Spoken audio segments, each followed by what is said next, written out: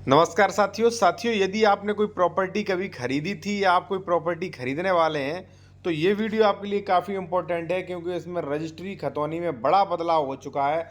और अब अगर आप ज़मीन खरीद रहे हो या बेच रहे हो तो क्रेता विक्रेता के लिए काफ़ी बड़ी परेशानी इसे बोल सकते हैं। परेशानी नहीं, देखिए सरकार ने तो भाई इसलिए किया है कि धोखाधड़ी ना हो। अब देखिए मैं आपको थोड़ा दिखाने वाला हूँ। साथियों एक ज़मीन थी, 2013 में उसका दाखिल खारिज हो चुका था और उसके बाद 2025 में ये आदेश हुआ कि भाई जो आपका 2013 में जो आदेश हुआ था, दाखिल खारिज जो हुआ था नामांतरण आदेश, वो खारिज किया जाता है। आप देख सकते हैं पारित आदेश दिनांक 18/3/2013 निरस्त किया जाता है बाद अंकन पत्रावली हो, यानी कि लगभग 12 साल बाद रिजेक्ट किया गया। इसी तरीके से साथियों आप देख सकते हैं कि तमाम लोगों की डबल रजिस्ट्री से अधिक विक्रय बुलडोजर चल रहा है, ठीक है ना। तो अब अगर उनसे बचना है तो आपको एक चीज़ ध्यान में रखना है। क्या ध्यान में रखना है तो चलिए मैं आपको बताता हूँ। चाहे आप ज़मीन बेचने वाले खरीदने वाले, ये चीज़ काफ़ी ज़रूरी है, सब लोगों को ध्यान से रखना चाहिए, ठीक है। और देखिए अगर आप कोई भी विशेषज्ञ द्वारा कंसल्टेशन करना चाह रहे हैं या कोई भी ज़मीन खरीदी या खरीदने से पहले आप डॉक्यूमेंट वेरिफिकेशन कराना चाहते हैं, जैसे डबल रजिस्ट्री, अंश से अधिक विक्रय, रेस्टोरेशन, ठीक है, कोई भी केसेस पेंडिंग तो नहीं है, ठीक है, कोई भी दाखिल खारिज का आदेश कैंसिल तो नहीं हुआ, ज़मीन सरकारी तो नहीं है, ये सारी चीज़ें आप विशेषज्ञ द्वारा चेक करवा सकते हैं। जो व्हाट्सअप नंबर जो है वीडियो के डिस्क्रिप्शन में मिल जाएगा। देखिए अब नियम का बदलाव ये हो चुका है साथियों। पहले क्या होता था, पहले कैसे भी चले जाओ बिना रजिस्ट्री के बिना खतौनी के जो है ज़मीन रजिस्ट्री कर देते थे और हो जाती थी, लेकिन अब सरकार ने नियम बदल दिए।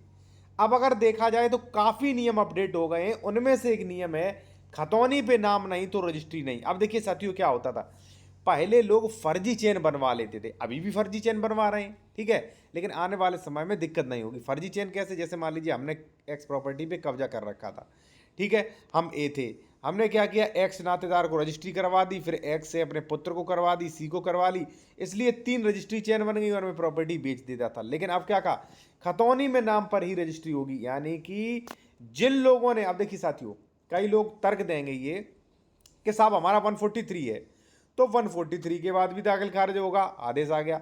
कई लोग तर्क देंगे कि सर 80 है हमारा तो 80 के बाद भी दाखिल खारिज होगा, ठीक है, अब खतौनी पे तो नाम होगा। अब कई लोग कहेंगे सर हमारा पुराना है तो दाखिल खारिज करवा लीजिए क्योंकि आने वाले समय में रजिस्ट्री नहीं होगा। अब आप कहोगे सर आप तो ऐसे ही कह रहे हो फालतू में, हो जाएगा, ठीक है, लेकिन मैं एक चीज़ आपको बता दूं, आने वाले समय में खतौनी पे नाम बिल्कुल मैंडेटरी होगा। अब देखिए इससे दिक्कत क्या वो आप समझो। मान लीजिए आपने ए व्यक्ति से ज़मीन खरीदी थी, दाखिल खारिज नहीं कराया, ए के नाम है ज़मीन, वो बेच सकता है, वो केसीसी ले सकता है, ठीक है, और लैंड एक्वायरेशन में ज़मीन चली गई तो भी दिक्कत होगी, ठीक है ना, दिक्कत तो होगी। तो इसलिए साथियों अब नियम चेंज हो चुके हैं क्योंकि भाई आप लोग अपना दाखिल खारिज करवा लो। अब देखो ये शासनादेश आप देखिए, खतौनी में नाम रजिस्ट्री अनिवार्य, ठीक है ना, यानी कि खतौनी में नाम होना चाहिए तभी रजिस्ट्री होगी, ठीक है। अब ये माना नहीं चलेगा कि साहब 143/80, पहले ही सरकार ने आदेश दे दिया कि 143 हो चाहे 80 दाखिल खारिज करवा लो अपना, क्यों, क्योंकि बहुत ज़्यादा धोखाधड़ी हो रही थी। तो अब नियम अपडेट जो मैं बता रहा था वो ये हुआ है साथियों कि भैया आप अपना खतौनी में नाम अपडेट करा लीजिए। दूसरी बात, पहले 143 का जो नहीं होता था अब 143 का होने लगा, 80 का नहीं होता था 80 का होने लगा, पहले ज़मीनों का दाखिल खारिज नहीं होता था अब होने लगा है। अगर आप ये पीडीएफ लेना चाहते हैं मुझसे या आप कंसल्टेशन करना चाहते हैं, डॉक्यूमेंट वेरिफिकेशन करना चाहते हैं तो व्हाट्सएप नंबर हमारा वीडियो के डिस्क्रिप्शन में मिल जाएगा।